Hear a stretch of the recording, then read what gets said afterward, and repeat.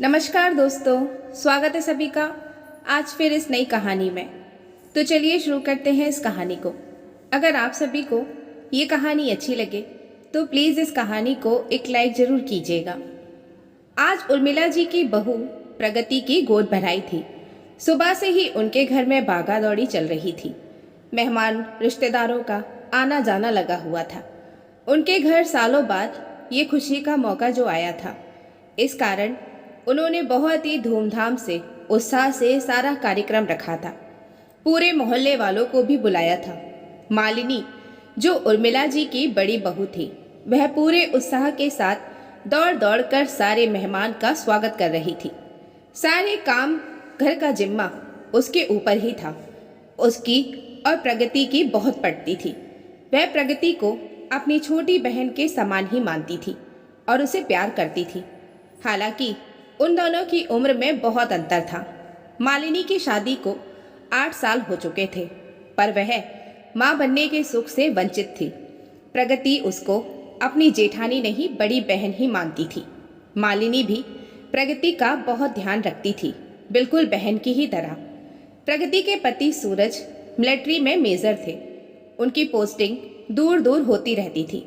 इस कारण जब से प्रगति प्रेग्नेंट थी, वह अपने ससुराल दिल्ली में ही रह रही थी। मालिनी ने इन दिनों प्रगति को हाथों हाथ रख रखा हुआ था। उसका हर पल ध्यान रखती थी, उसको उदास नहीं होने देती थी। उसको किसी वक्त क्या खाना है, क्या अच्छा लगता है, सब कुछ मालिनी को मालूम था। उर्मिला जी को तो कुछ संभालना ही नहीं पड़ता था। मालिनी के कारण वह बिल्कुल बेफिक्र रहती थी। वह एक साये की तरह उसके साथ रहती थी। रात को उसके पास ही सोती थी। यूं तो 7वें महीने में ही गोद भराई होनी थी, पर सूरज को छुट्टी नहीं मिली। इस कारण पूरे 9 महीने में ही गोद भराई का कार्यक्रम रखा था। जब सूरज 2 महीने की छुट्टी पर आए, दोपहर में बहुत गाने बाजने बज रहे थे। साथ गोद भराई चालू हुई। सब लोगों ने बारी बारी से जाकर प्रगति की गोद भराई व फल, मिठाई, नारियल और गिफ्ट भी जो कोई लोग लाए थे, उसको चुनरी में डाले। मालिनी भी उसके लिए एक सुंदर सी चेन लाई थी। वह जैसे ही गोद भराई करने के लिए उठी, तभी उर्मिला जी और उसकी ननद दोनों ने उसके बीच में ही हाथ पकड़कर बैठा लिया। वह बैठी ही थी कि पास बैठी उनकी बिल्डिंग में रहने वाली नीना जी बोली, तुम गोद नहीं भर सकती क्योंकि तुम अभी तक माँ नहीं बनी हो। पीठ पीछे सब तुमको बाज बोलते हैं। सुनकर मालिनी को मानो काटो तो खून नहीं। वो रो पड़ी और दौड़कर अपने रूम में चली गई और जोर जोर से रोने लगी। सब ने गोद भरी, पर प्रगति ने चारों तरफ मालिनी को देखा, पर वो नहीं दिखाई दी। तो उसने सूरज से बोला, दीदी नहीं दिख रही हैं, उनको बुला दो। पर बीच में ही उर्मिला जी बोली, अरे सूरज, मैंने उसको काम से भेजा है, अभी आ जाएगी वह।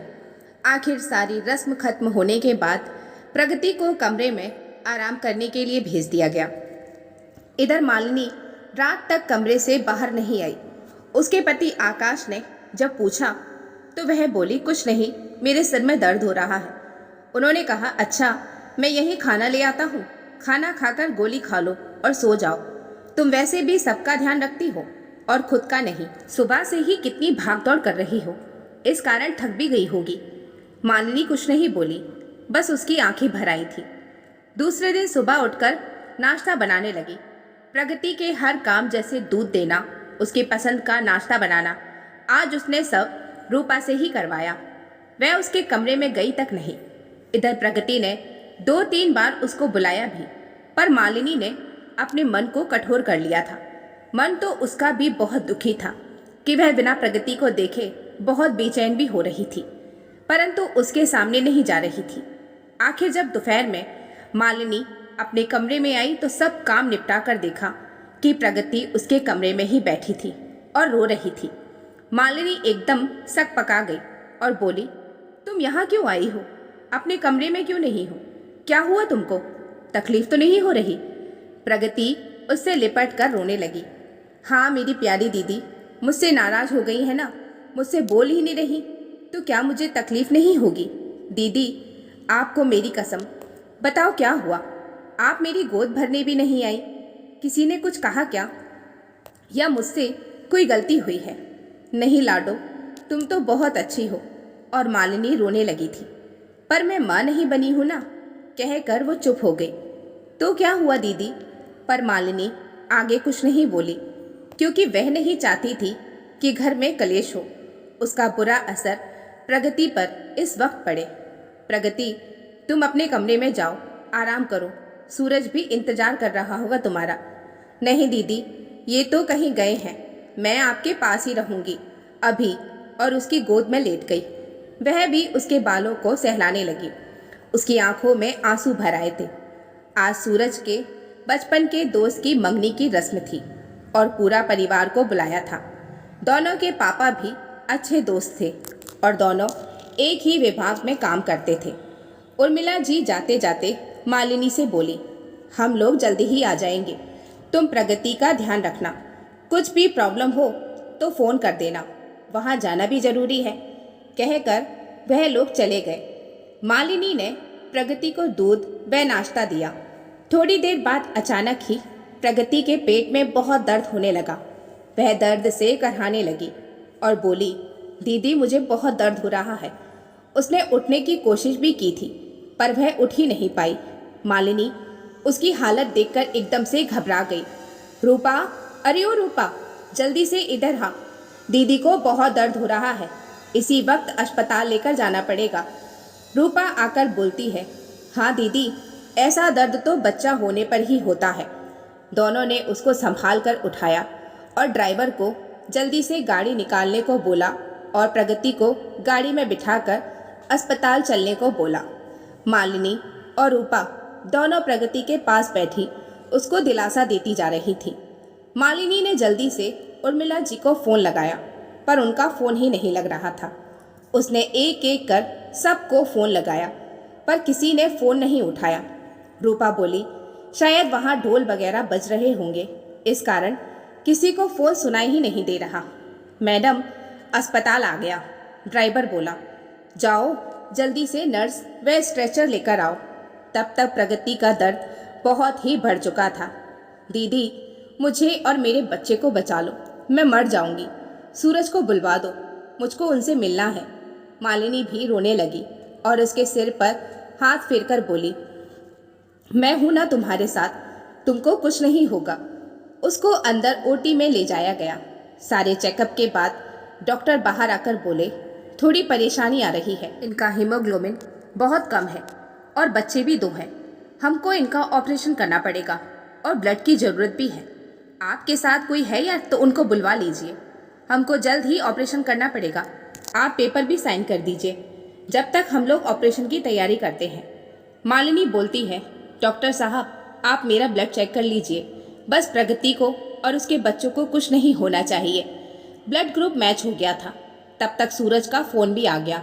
उसने जल्दी से उन सबको अस्पताल आने को बोला। उसका ब्लड लेकर नर्स ने उसको लेटने को कहा और खुद ओटी में चली गई। थोड़ी ही देर में नर्स उसको आकर बोली, बधाई हो आपको, प्रगति को जुड़वा बच्चे हुए हैं और ऑपरेशन भी सफल हो गया। मालिनी खुशी के मारे रो पड़ी और भगवान को धन्यवाद देने लगी।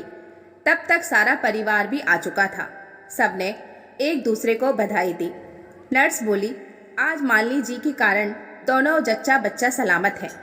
उर्मिला जी मालिनी के पास आकर बोली, आज मैं तुमसे माफ़ी मांगती हूँ बहू। मैंने उस रोज़ तुमको गोद भराई नहीं करने दी लोगों के कहने में आकर, पर आज तुमने प्रगति और उसके बच्चों की रक्षा करके अपना पूरा फर्ज निभाया है। शाम तक प्रगति को भी होश आ गया था। उसने पालने में देखा 2 प्यारे बच्चे सो रहे थे। उसने सूरज से बोला, मुझको उठाओ। उसने धीरे से बैठकर एक बच्चे को गोदी में लिया और पास खड़ी हुई मालिनी को बोली, दीदी, आपने तो मेरी गोद भराई नहीं की, पर आज मैं आपकी गोद भराई करना चाहती हूँ। और बच्चे को मालिनी के हाथों में थमा दिया।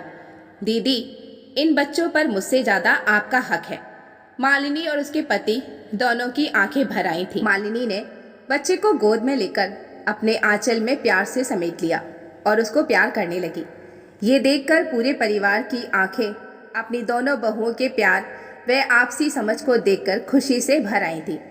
आज उनके घर में खुशियों की सौगात आ गई थी और उनकी दोनों बहुओं की गोद मानो ईश्वर ने स्वयं ही भर दी थी। तो दोस्तों, ये थी आज की कहानी। आपको कैसी लगी हमें कमेंट में ज़रूर बताएं। मिलते हैं फिर एक अच्छी सी कहानी के साथ। कहानी को सुनने के लिए आप सभी का बहुत बहुत धन्यवाद।